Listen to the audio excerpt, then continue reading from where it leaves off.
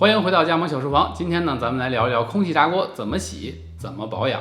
目前流行的空气炸锅呢，有两种结构，一种是我们在用的这种一个整体的锅，底下有一个烤盘架，这个架子呢是可以取出来的。另一种呢，把手连着的是一个镂空的栅栏，没有这个栅栏，空气炸锅就没有办法工作。这种呢，我个人不是非常的推荐。一来呢，它清洁起来是比较麻烦的，因为它栅栏的边缘呢更容易藏污纳垢。二来呢，看过我们频道的小伙伴都清楚，很多我们的食谱呢用这种结构的空气炸锅是没有办法来直接实现的。顺便说一句，我们分享过200多个空气炸锅的食谱，对空气炸锅感兴趣的小伙伴呢，可以翻看一下我们以前的视频。空气炸锅的清洁呢分为两部分，一部分呢是这个可以抽拉出来的炸锅，还有一部分呢是炸锅上方的发热圈。先说一下这个炸锅的部分，它的清洁呢和我们清洁普通的炒锅其实大同小异，用清水去冲洗它就可以了。那下面呢有几个需要大家注意的点，我来说一下。第一，注意不要在它还特别热的时候用冷水去冲它，热胀冷缩呢会影响它的涂层寿命。那说到涂层呢，容我啰嗦一句，一切涂层都不能吃，但是在它被破坏之前，你根本就吃不到它。所以正确的使用有涂层的锅不等于复读。我们要相信科学。第二，如果有食物在烘烤的过程当中粘在了烤盘上呢，你最好先用温水、热水去把它泡软了，再去清洁它。千万不要用钢丝球之类的东西去刮它，不然就会破坏它的这个涂层，进而发生你最担心的事情。最好每做完一道菜呢，我们就去清洁，至少是冲洗一下，不然呢，锅里的食物残渣就有可能在下一次的烘烤过程当中粘在这个锅上，就不容易清洁了。这是第几啊？没有说第3。我没说第3吗？没有。第3。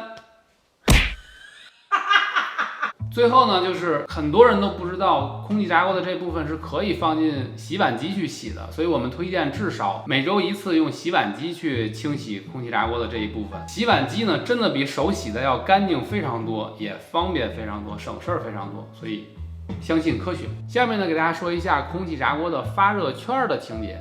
这个呢是我们9个月没有清洁过的空气炸锅的发热圈，上面有一些飞溅到上面的油污，几乎呢没有什么油泥，这个和我们使用的油有关系。这部分呢，我们一会儿在空气炸锅保养那部分会和大家分享。9个月没有清洁过的空气炸锅，似乎也不需要特别深度的清洁。那我们就给大家推荐这种 Mr. Clean 的魔术擦，用它蘸点水就可以清洁了。为了方便操作呢，我们先用剪刀把它一分为2，这样的话呢，更方便我们清洁到空气炸锅的犄角旮旯。沾了水的 Mr. Clean 呢，本身就具有非常强劲的这个清洁能力。蹭了几下之后呢，大家可以看到这个区别还是非常明显的，就表面的那个油污就已经清洁掉了。我们毕竟是9个月没有清洁，它有时候油裸着油就会产生它特别顽固的这种油渍。对于这种顽固污渍呢，我们再给大家推荐一款产品，叫做 Easy Off， 这是专门用来清理烤箱的，就是我们买了它之后，烤箱也可以用它来清洁。那空气炸锅呢，原理上讲也是一个小烤箱，所以这种污渍呢不在话下。摇晃均匀，倾斜45度角，对准油污喷下去，然后呢，我们就这么沤着它就行了。如果你是深度清洁呢，大概1个小时15分钟等待的时间；如果你是日常清洁呢，其实30秒钟就可以了。先拿这个普通的湿纸巾擦一下，你看，拿普通的湿纸巾把表面一蹭，大的油污就已经能下来了。好歹蹭一蹭，除非特别顽固的那种，否则就你看特别干净。现在是这样一个状态，我现在拿这个魔术擦擦一下。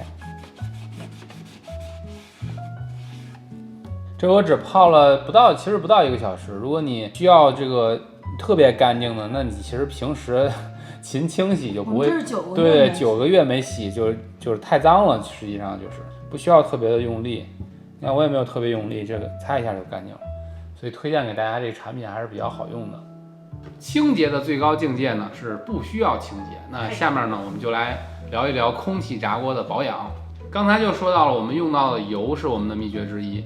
我们给大家推荐这种鳄梨油的油喷雾来配合空气炸锅来使用，原因呢有2点。第一，我们用油喷雾就会用更少的油去料理，这样呢我们就可以吃到更少的油，也就相对来讲更健康。第二呢，这个鳄梨油的一个特点就是它的冒烟点呢是500华氏度，一般我们的空气炸锅了不起也就是400华氏度或者425华氏度这么一个温度，所以远远在它的冒烟点之下，就不会让这个油产生油烟，也就不可能去弄脏我们的这个发热圈或者说锅整体了。所以就强烈推荐大家使用这种鳄梨油的油喷雾去配合空气炸锅使用。一般我们使用这个油喷雾的原因呢有2个，第一个呢是让食物表面更加的酥脆，第二个呢就是防止食材和这个锅产生粘连。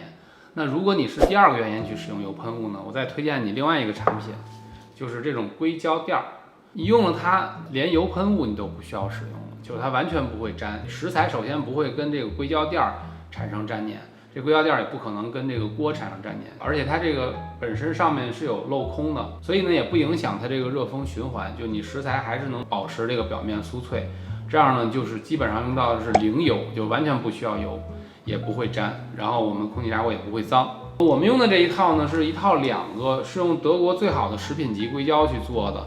它目前我们用到现在，我们觉得它最大的一个缺点就是它经常卖断货，是唯一的缺点。还有一个产品不错，就是我们最近买的这一套，是一个硅胶的这种篮子。不太一样的是，它边上的这种设计，你可以看到它边上有一个导风槽，虽然它没有这个镂空了，它为了不让你的锅脏嘛，所以就它没有做那种吹风的设计，但是它本身，你看它边上有这种导风槽。本身可以热风在里边进行循环，然后食材呢也可以架在这上面，也可以达到一定程度上让这个食物表面酥脆的这种效果。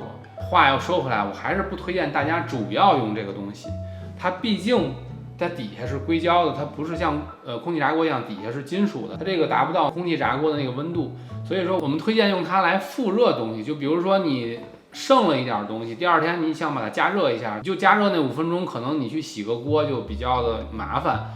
就用它就可以了，它清洁起来非常的方便，因为它是硅胶的，而且它是软的，收纳也比较方便。它一共这一套有2个颜色，所以推荐大家使用这个产品。我们在节目里边多次的使用过这样的一个铝箔盒，如果你看过我们空气炸锅备餐的话，你会发现我们用到了这个铝箔盒，非常的好用。你把备好的餐放在里边，加上一个保鲜膜封好了，搁在那个冷冻室里边冷冻，然后你吃的时候拿出来，用空气炸锅一热就好了，然后吃完了把它一扔就完事儿了。而且这个成本也不高，所以呢，就是如果你没时间处理，就是也懒得刷锅，也懒得刷碗，这个就是省时省力的法宝。别忘了看我们以前200多个食谱，给我们点个赞，再走吧。